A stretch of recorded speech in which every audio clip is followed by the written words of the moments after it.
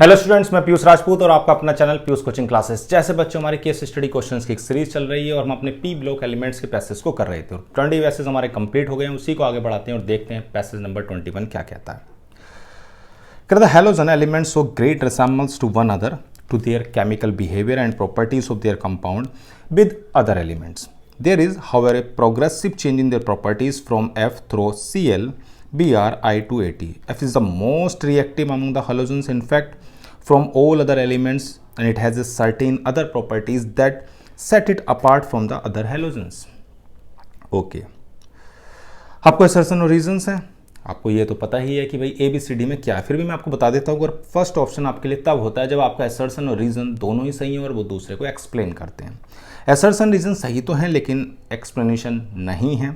Assertion सही है, reason गलत है, या फिर असर्शन गलत है और रीज़न सही है। ये आपके चार ऑप्शन होते हैं। चलो पहला क्या कहता है, F2 हैज़ हाई रिएक्टिविटी।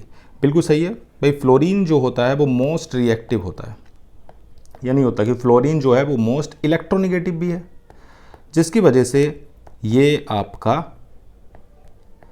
क्या होता है बच्चों, मोस्ट रिएक्टिव होता है। और F2 has low bond dissociation enthalpy. देखो बच्चों, जो आपका F सिंगल बॉन्ड F होगा, देखो इसके ऊपर आपके 3 लोन पेयर होते हैं या नहीं होते। लोन पेयर हैं और उनका साइज है छोटा, तो लोन पेयर में रिपल्शन होता है, जिसकी वजह से ये लोन पेयर रिपल्शन होता है। और आप ये कह सकते हो जिसकी वजह से इसकी जो बॉन्ड डिसोसिएशन एंथैल्पी होती है वो लो होती है। क्लियर है इतनी बात कि फ्लोरीन जो है वो मोस्ट इलेक्ट्रोनेगेटिव एलिमेंट है और F फ्लोरीन का साइज होता है छोटा, उसके ऊपर होगा 3 इलेक्ट्रॉन पेयर, उनमें आपस में रिपल्शन होगा, जिसकी वजह से उसके बॉन्ड को तोड़ना आसान होता है। क्लियर है इतनी बात। चलो तो यानी कि इसका आपका ऑप्शन हो गया ए। ठीक है ना, दोनों चीज़ें सही हैं और एक्सप्लेन भी करती है। अब कह रहा था bond between F and F is weaker then between Cl and Cl। ये भी सही है कि भाई इसका जो बॉन्ड होता है इससे कमज़ोर होता है।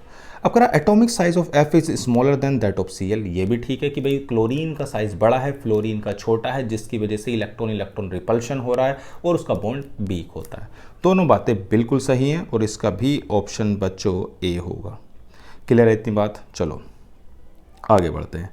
कह रहा fluorine has less negative electron affinity than Cl atom. बिल्कुल सही है बच्चों। जो क्लोरीन होता है, क्लोरीन में का जो साइज़ है, तो क्लोरीन के जो साइज़ देखोगे वो कंपैरेटिवली फ्लोरीन से बड़ा है। क्लोरीन में कितने सेल हैं आपके, 3, यानी कि फर्स्ट, सेकंड और थर्ड, ये आपकी सेल हो गई। ठीक है। अब इसमें जो इलेक्ट्रॉन एंटर करता है वो 3p में करता है, जबकि अगर आप फ्लोरीन की बात करोगे तो फ्लोरीन में कितनी सेल हैं आपकी, तो आपकी हैं 2 सेल। तो जो भी इलेक्ट्रॉन एंटर करेगा वो इलेक्ट्रॉन आपका 2p में करेगा, हाँ या ना। अब देखो उसमें कर रहा है साइज है छोटा, उसमें क्या आप कर रहा है कि 2p में इलेक्ट्रॉन एंटर कर रहा है, उसमें आपका 3p में कर रहा है। तो अब ये समझो कि फ्लोरीन के ऊपर आपके पास है 3 क्या लोन पेयर। भाई यही तो होता है आपके पास। अगर आप देखोगे तो उसका कॉन्फ़िगरेशन 1s2 2s2 और 2p5 है, ये आपके पास है। तो 5 और 2 7। आउटर मोस्ट में अगर आप देखोगे तो p में आपके 5 इलेक्ट्रॉन हैं और s में आपके पास कितने हैं, 2 इलेक्ट्रॉन हैं। ठीक है। अब इसको क्या चाहिए कि इसके अंदर सेकंड सेल में 1 इलेक्ट्रॉन एंटर कर रहा, साइज है छोटा और उसके ऊपर इलेक्ट्रॉन डेंसिटी आपको हाई नज़र आ रही है, तो इलेक्ट्रॉन का जो अब आना होगा थोड़ा सा मुश्किल हो जाएगा, क्योंकि भाई इलेक्ट्रॉन जो रिपल्शन है वो हाई है कंपैरेटिवली क्लोरीन की, क्योंकि क्लोरीन का थोड़ा सा साइज बड़ा हो गया, जिसकी वजह से उसकी इलेक्ट्रॉन डेंसिटी कम होगी, यानी कि इलेक्ट्रॉन का जुड़ना क्लोरीन से आसान है 3p में। क्लियर है इतनी बात, क्योंकि इलेक्ट्रॉन रिपल्शन कम है। इतनी बात क्लियर हो गई। चलो तो ये कह रहा है कि F atom has less negative electron affinity than C atom. बिल्कुल सही है।